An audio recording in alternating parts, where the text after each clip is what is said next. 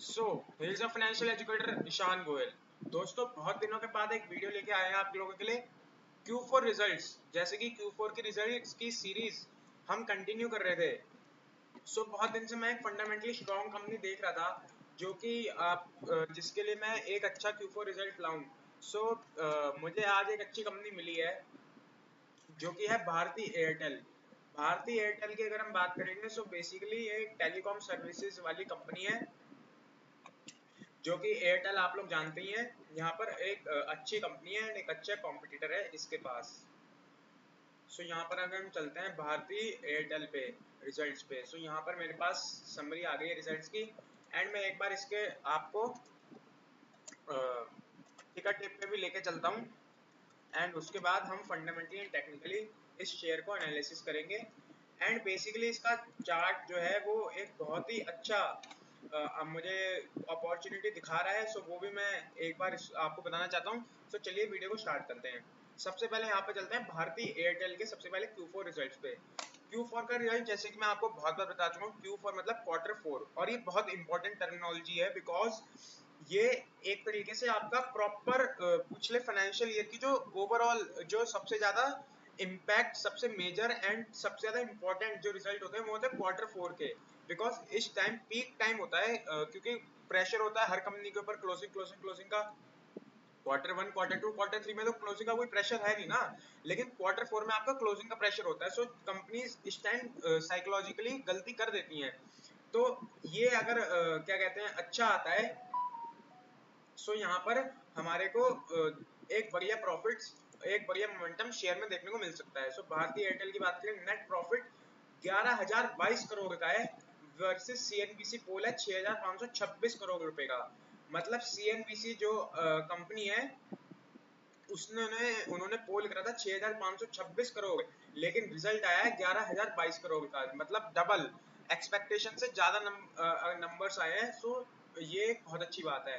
Revenue की बात करें तो 47,876 करोड़ रुपए का रेवेन्यू है। सीएनबीसी ने 47,390 करोड़ का रेवेन्यू कहा था, विच इज एक्सपेक्टेड।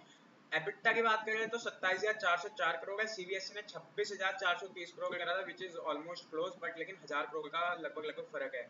मार्जिन 57.2% का है, जबकि सीएनबीसी ने 55.8% बोला था। देखो सीएनबीसी जो है बहुत बड़ी कंपनी है, उसमें काफी सारे एक्सपर्ट्स काम करते हैं। उनके एक्सपेक्टेशन से ज्यादा अगर नंबर्स आ रहे तो मुझे ऐसा लगता है कि फंडामेंटली वो कंपनी स्ट्रांग है। एंड उसमें हम अगर इन्वेस्ट करते हैं मुझे नहीं लगता कि ऐसी कोई हमारे को दिक्कत आने वाली हो उस स्टॉक में इन्वेस्ट करने पे। अगेन हम फंडामेंटल्स एंड टेक्निकल्स के बिना तो इस कंपनी में इन्वेस्ट नहीं करेंगे, वो सब मैं आपको अब समझाने वाला हूँ। सबसे पहले चलता है फंडामेंटल्स पे।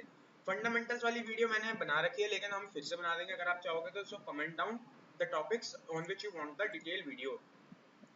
यहाँ पर सबसे पहला रेशियो पी रेशियो मैंने आपको बताया था, जो कि टीटीएम यानी ट्रेलिंग 12 मंथ्स का जो पी रेशियो वो 45.58 है, विच इज बैड, लेकिन नॉट दैट बैड। मुझे हो सकता है लगता है कि अर्निंग पर शेयर इस कंपनी का बढ़ सकता है, लेकिन मुझे ऐसा लगता है कि सर्कुलेशन में जो शेयर्स है वो बहुत ज्यादा है। मतलब कंपनी ने शेयर्स बहुत ज्यादा कर रखे हैं, मुझे लगता है शेयर्स कंपनी को कम करने चाहिए। इनका पी रेशियो भी सही हो सकता है, लेकिन जिस हिसाब से यहाँ पे अर्निंग्स वगैरह नेट प्रॉफिट डबल डबल हो रहा है, मुझे ऐसा लगता है कि अर्निंग पर शेयर का रेशियो इनका ठीक हो जाएगा। पीवी रेशियो की बात करें 10.62, विच इज वेरी गुड। 0.4% की आपको डिविडेंड यील्ड मिलती है। इनने कंपनी ने डिविडेंड भी अनाउंस करा है 16 रुपीज पर शेयर का, वो भी मैं आपको दिखाऊंगा भी। और इनका एवरेज रेवेन्यू पर यूजर भी अप हुआ है, वो भी मैं देख लेते हैं हम यहाँ पर एक बार, एक सेकंड। भारतीय Airtel results, ARPU and dividend. यहाँ पर एडजस्टेड प्रॉफिट आफ्टर टैक्सेस 77% से बढ़ता है टू 5,223 करोड़ रुपीज। 16 पर शेयर का यहाँ पे डिविडेंड डिक्लेयर हुआ है। ARPU यानी एवरेज रिवेन्यू पर यूजर 245 रुपए पे है, यानी कि एवरेज रिवेन्यू भी इनका 16% से 16-17% से ग्रोथ दिखाई है। ये भी एक अच्छी बात है कि यूजर्स भी क्या कर रहे हैं, ज्यादा ग्रोथ दिखा रहे हैं। ऑल्दो जियो टेलीकॉम की अगर हम बात करें यहाँ पर एक चीज मैं आपको दिखाना चाहता हूँ, जियो टेलीकॉम ARPU। जियो टेलीकॉम पे मैंने रिलायंस में एक अच्छी वो बनाई थी वीडियो। यहाँ पर जियो का जो ARPU है वो है 206 रुपए 20 पैसे, एंड भारतीय एयरटेल का वो है 245 रुपए। टेलीकॉम सर्विसेज में भारतीय एयरटेल इज मतलब पीछे छोड़ रही है जियो को। So which is a good thing for this company also. Sector का पी बात करें तो -197, उस हिसाब से इस कंपनी का पी बहुत ज्यादा बढ़िया है। सेक्टर की पीवी बात करें तो 12.38, सेक्टर डिविडेंड यील्ड की बात करें तो 0.35%। सो सेक्टर से तो ये कंपनी अच्छी है, कंपटीशन से इस कंपनी की अच्छी है। एंड अगर हम बात करें जियो टेलीकॉम की, जियो टेलीकॉम की जो मैंने वीडियो बनाई थी उसमें मुझे कुछ खास रिजल्ट्स देखने को नहीं मिले थे। आप वो वीडियो जरूर देखना।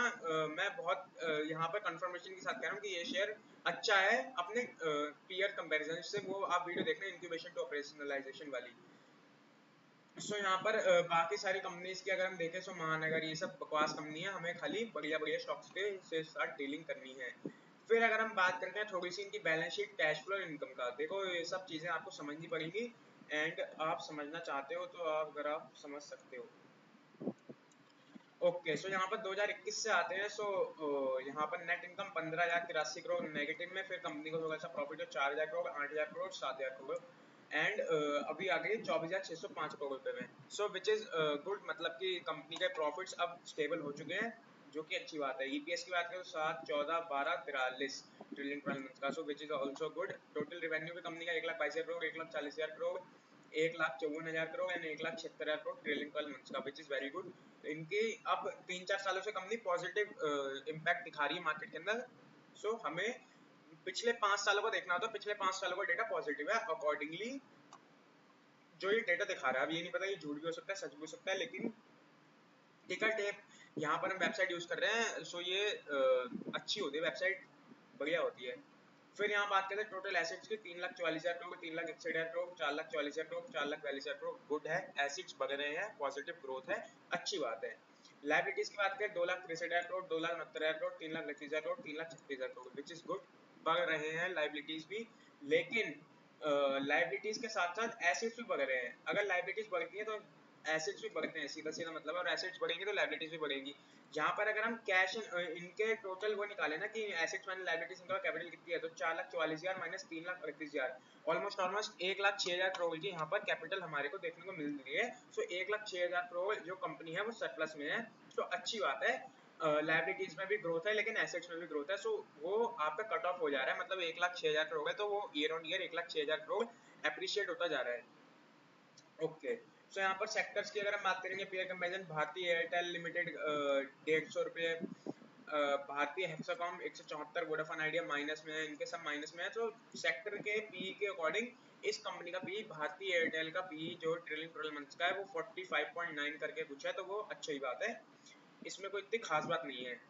बात करेंगे फॉरेन इंस्टीट्यूशंस की, तो यहाँ पर होल्डिंग्स देख सकते हैं बढ़ चुकी है। प्रोमोटर्स की बात करेंगे, सो प्रोमोटर्स की भी होल्डिंग यहाँ पर बढ़ी है, डेटा एक्चुअली दिखा नहीं रहा है। सो अब हम चलते हैं यहाँ पर टेक्निकल एनालिसिस, बिकॉज मेजरली हमें टेक्निकल एनालिसिस पे रिलाई करना होता है।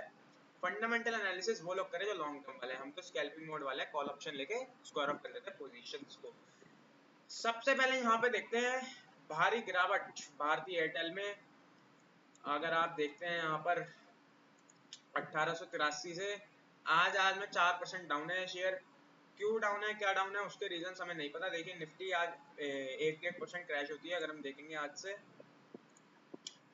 निफ्टी ऑलमोस्ट 1.79% ऑलमोस्ट लगभग गिरती है। सो इसमें कोई वो नहीं है कि भाई बड़ी कंपनी है, निफ्टी का इम्पैक्ट तो आएगा उस कंपनी में। सो ऐसी कोई खास बात है नहीं यहाँ पर। अब बात करते हैं यहाँ पर इसके एक्स्ट्रा टेक्निकल्स की। सो यहाँ पर देखोगे सीधा सीधा, मैं 2 मिनट में खत्म कर रहा हूँ, वीडियो बहुत लंबी हो रही है। यहाँ पर देखो भाई 1821 के लेवल पे मैंने सपोर्ट लेवल मार्क किया है। अगर मैं पीछे लेकर चलूँ तो ये देखो भाई, अगर आपको स्क्रीन पे कुछ दिख रहा है, थोड़ा सा ऊपर कर दिया, ठीक है, अब दिख रहा होगा। मैं पेन ब्रश मार्क कर रहा हूँ, आप देखना इस लेवल पे एंड इस लेवल पे, ध्यान से देखना बिल्कुल। स्क्रीन आपके लिए इसलिए बड़ी कर दी है मैंने।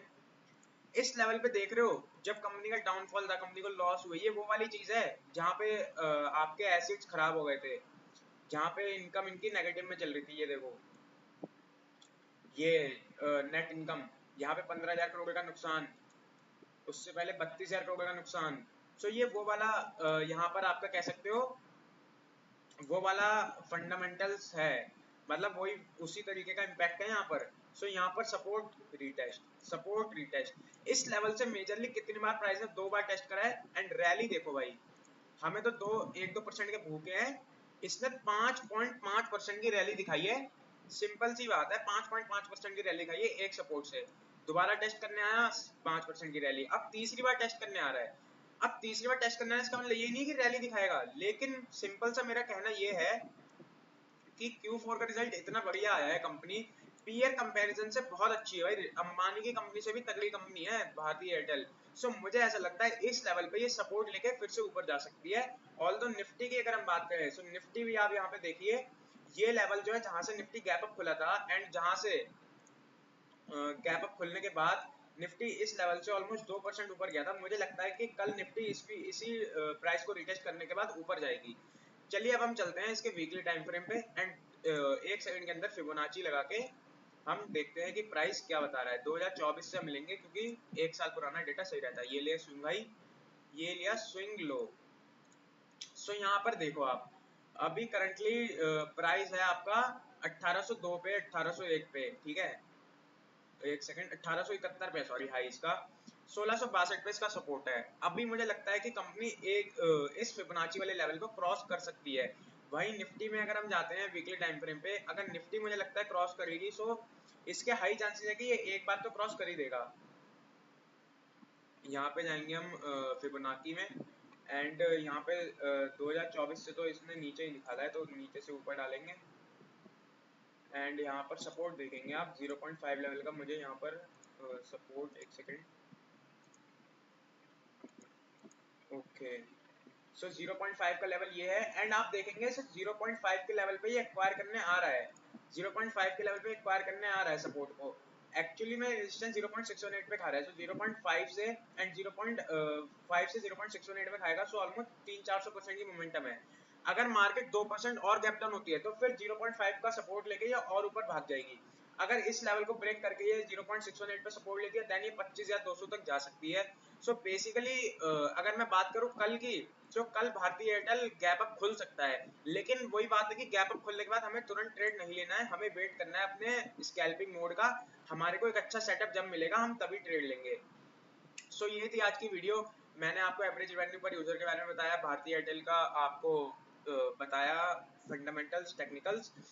होप करता हूँ आपको वीडियो अच्छी लगेगी, आपको वीडियो इन्फॉर्मेटिव लगेगी। Till then you go self made. जय हिंद, जय भारत।